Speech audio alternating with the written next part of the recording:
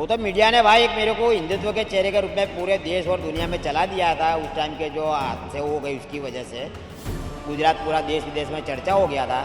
लेकिन मीडिया वालों ने कभी पर्सनल मेरे बारे में कहाँ लिखा था? ये तस्वीर वाला इंसान कौन है, कहाँ का है, वो तो कभी लिखा ही नहीं है ना। हम अहमदाबाद में मौजूद हैं। अहमदाबाद और अगर कहें तो गुजरात को काफ़ी हद तक जब भी बात होती है तो लोग कहीं ना कहीं जहन में आ ही जाता है दंगे और जो 2002 में हुआ। उसके एक पोस्टर बॉय थे जिनका नाम है अशोक परमार, जिनको अशोक मोची के नाम से आजकल जाना जाता है। और मेरे साथ मौजूद है, मैं उन्हीं की दुकान पे हूँ। बात करेंगे उनसे कि उनके जीवन में क्या बदलाव आया, उनके परिवार में क्या बदलाव आया, क्योंकि उस फोटो का इस्तेमाल बहुत ज़्यादा हुआ था और एक पोस्टर बॉय के तरह उनको देखा जाता था। आपके ज़िंदगी में क्या बदलाव आया? इतने पिछले 20 साल हो गए इस पूरे दंगे को लेकर के अगर कहें। देखिए, परिवार में तो माँ बाप थे ना, वो तो बचपन में मर चुके हैं। अच्छा। और परिवार में तो अभी मैं ऐसे पर्सनल गिना जाओ तो मैं अकेला ही हूँ। बराबर है। शादी नहीं किया? नहीं किया, शादी भी नहीं की ना, घर भी छोड़ दिया है 2001 से। बड़ा भाई है, शादीशुदा है, उसका फैमिली है, वो पिताजी के मकान में रहते हैं। बाकी मैं पर्सनल पूरा अकेला ही हूँ। मेरी तस्वीर को जो हादसे हो गए थे ना उसके साथ में जोड़ दी थी वो टाइम पे। क्यों, कैसे क्या करा दिया था आपको वहाँ पर?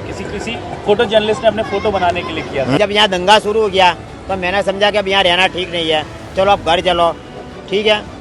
तो उस टाइम पे मैं घर गया था और घर जाते वक्त रास्ते में मुझे मीडिया वाला मिल गया था। देखिए, वो टाइम पे मेरी भी जवानी थी, तो मेरी उम्र के जो सड़क पे दूसरे मुआब आया था ना, वो आते जाते थे, तो जय श्री राम ऐसे नारे लगाते जाते थे सड़क पर से। वही टाइम पे एक पत्रकार उधर आके खड़ा हो गया, तो मेरे पास आया, मैं खड़ा था वहाँ, मेरे पास आया, मेरे से सब इंक्वायरी की, सब दंगों के वो गोधरा कांड के बारे में। तो वो टाइम पे क्या जो माहौल था ना, तो सब गुस्से और आक्रोश वाले मारे। तो मुझ पे वो टाइम पे भी गुस्सा बहुत आक्रोश था। वो टाइम पे उसने ऐसा बोला कि भाई आपका जो गुस्सा है, आक्रोश है, वो सही है गोधरा के कांड के खिलाफ, तो आप अपना गुस्सा आक्रोश का 2 तस्वीर मुझे दो, मैं आपकी तस्वीर चाहता हूँ, ताकि दुनिया को मैं दिखाऊंगा कि गोधरा कांड में जो हादसा हो उसकी वजह से गुजरात की जनता में कितना गुस्सा है। लेकिन आपने ये सोचा नहीं था कि ऐसा हो सकता है इतना फोटो? अरे भाई, मैं एक इंसान हूँ, मैं कहाँ से ऐसा सोचूंगा कि मेरी ये तस्वीर देने के बाद में मेरी तस्वीर का इस तरह गलत इस्तेमाल होगा और गुजरात में बड़े बड़े हादसे हो जाएंगे। तो आपकी तस्वीर का गलत इस्तेमाल हुआ? आप ये हाँ, मेरी तस्वीर का ही गलत इस्तेमाल हुआ, मेरा नहीं हुआ है। गलत इस्तेमाल किसने किया, क्या लगता है आपको? सब ने किया है, पूरे देश के मीडिया ने, देश विदेश के सब ने किया है। किसी ने कभी ये नहीं जाना कि जिसकी ये तस्वीर है वो कहाँ की है और इसके ऊपर इसने कितने को मारा है, वो कभी कोई मीडिया वाले इंक्वायरी नहीं करी ने मेरे भाई। बस सबने चला ही करी। आप जेल में भी गए, हमें ये पता चला, आपको बंद भी कर दिया था, केस भी रजिस्टर हो गया था। हमारे इलाके में जो नुकसान हुआ था ना, तो नफरत की भावना से खाली हमारा नाम लिखा दिया था ऐसा। आप बरी हो गए मेरे? हाँ, फिर धीरे धीरे सब पहले की तरह हो गया, लोग एक दूसरे से मिलने लगे, सब सच्चाई गैर समझ गलत दूर हो गई लोगों की। तो जब हमारा केस बोर्ड पे आया 2009 में, तो हमारे यहाँ का एक भी मुसलमान हमारे खिलाफ गवाही देने कोर्ट में नहीं आया, तो कोर्ट ने हमें छोड़ दिया। क्योंकि आपकी कहीं कोई मिस्टेक नहीं थी, कहीं पर आपका कोई इन्वॉल्वमेंट ही नहीं। अरे भाई, मेरे को किसी ने कुछ करते देखा ही नहीं है, खाली वो गुस्से आक्रोश वाली तस्वीर थी। चाहे बीजेपी हो, चाहे कांग्रेस हो, किसी का कोई नेता आपके पास आया कभी? अरे भाई, ऐसी लाशों का फायदा तो हमेशा पॉलिटिकल पार्टियां ही उठा दी ना भाई। हमारे जैसा गरीब बंधु थोड़ी उठाएगा। वही हिंदू कौमवादी जो राजनीति चली थी, तो उनका फायदा तो उनको होने वाला ही है। कई लोग ये कह रहे हैं कि बड़ी काफ़ी शांति हो गई है और अब ठीक हो गया है, मतलब कई डेवलपमेंट भी हो गया। आपको लगता है हुआ है? इस देश में जब मुगल आए ना, तो उन्होंने भी भारत का विकास किया है। ताजमहल बना दिया था, कुतुब मीनार बना, कई ऐसी बड़ी चीज़ें जो बना दी है, जो आज मोदी साहब कर रहे हैं। बराबर है, मेट्रो लाए, रिवर फ्रंट लाए, वो है, ठीक है, मेट्रो और रिवर फ्रंट आ गया बस।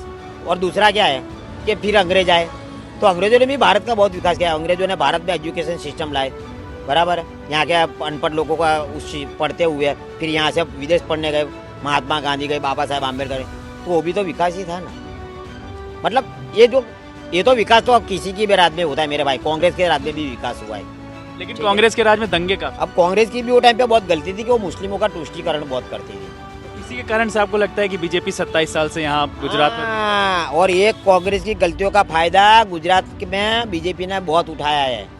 गुजरात में बीजेपी ने फिर क्या किया कि हिंदू धर्म में मानने वाले जितने भी लोग हैं ना, जो भी समाज है, जो भी जातियाँ है, उन सबको समरसता के नाम पे एक छत्र के नीचे लाए, बीजेपी के अंदर लाए, और इसकी वजह से बाद में गुजरात में बीजेपी का सिक्का जम गया। लेबोरेटरी की जो बात होती है वो शायद इसी, हाँ, यही लेबोरेटरी, इसको ही प्रयोग बोलते हैं। मतलब पूरा गुजरात उनके लिए प्रयोगशाला है। आम आदमी पार्टी एक नई पार्टी यहाँ पर उभर के आई है और काफी दावा कर रही है कि कुछ सीटें वो जीत जाएंगे, कह रहे हैं कि बहुत सारी सीटें जीत जाएंगे, हो सकता है इलेक्शन भी जीत जाए। क्या लगता है कितनी सीटें आएंगी? अब इसमें मेरे जैसे लोग पुराने लोग हैं ना कि जिन्होंने कांग्रेस का भी राज देखा हो ना बीजेपी का राज देखा हो, ये ऐसे लोग हैं ना बीजेपी और कांग्रेस से दोनों से नाराज है, तो ऐसे लोग थर्ड पार्टी की तरह आम आदमी पार्टी को वोट दे सकते हैं। अच्छा। हाँ, बाकी जो कौमवाद में मानते हैं वो बीजेपी को ही पसंद करेंगे, जो जातिवाद में मानते हैं वो उसको पसंद करेंगे, कांग्रेस को। क्या गुजरात में 27 साल से बीजेपी के राज है ना, तो बीजेपी के लीडरों को बहुत अभिमान आ गया है। मोदी की तरह वो भी अभिमान में क्या एक गरीबों की कोई कीमत ही नहीं करते हैं। लेकिन आज तक गुजरात का बीजेपी वाला क्या आरएसएस वाला कभी कोई मुझे मिलने नहीं आया। तो यानी कि आप आम आदमी पार्टी को एक विकल्प के तौर पे देख रहे हैं कि क्योंकि दोनों पार्टियों से लोग गुस्साए हुए हैं, तो हो सकता है आम आदमी पार्टी। हाँ, होना चाहिए, एक बार तो होना चाहिए सर। आम आदमी पार्टी काफी दलितों की भी बात करती है, देखिए क्या लगता है वो करेगी?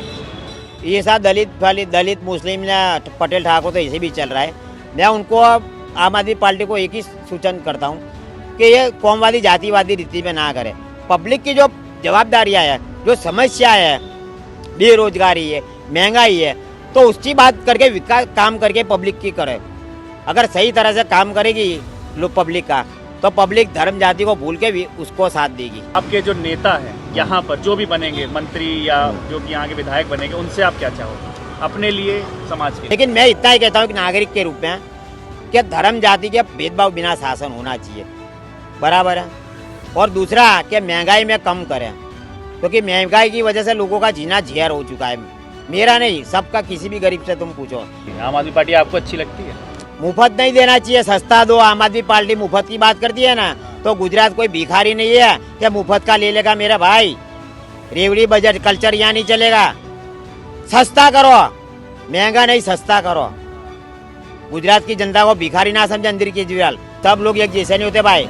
मेरे जैसा स्वाभिमानी लोग भी गुजरात में है जो मुफ्त का नहीं खाते हैं। और सबसे ज्यादा तो है ना कि एजुकेशन फ्री करो। आज के महंगाई के जमाने में गरीबों को, बच्चों को पढ़ाना बहुत मुश्किल हो चुका है भाई। और मैंने मेरी गरीबी में मैं देखा कि पढ़ने के लिए कितनी मुश्किलें पड़ती है। तो एजुकेशन फ्री करो तो चलेगा।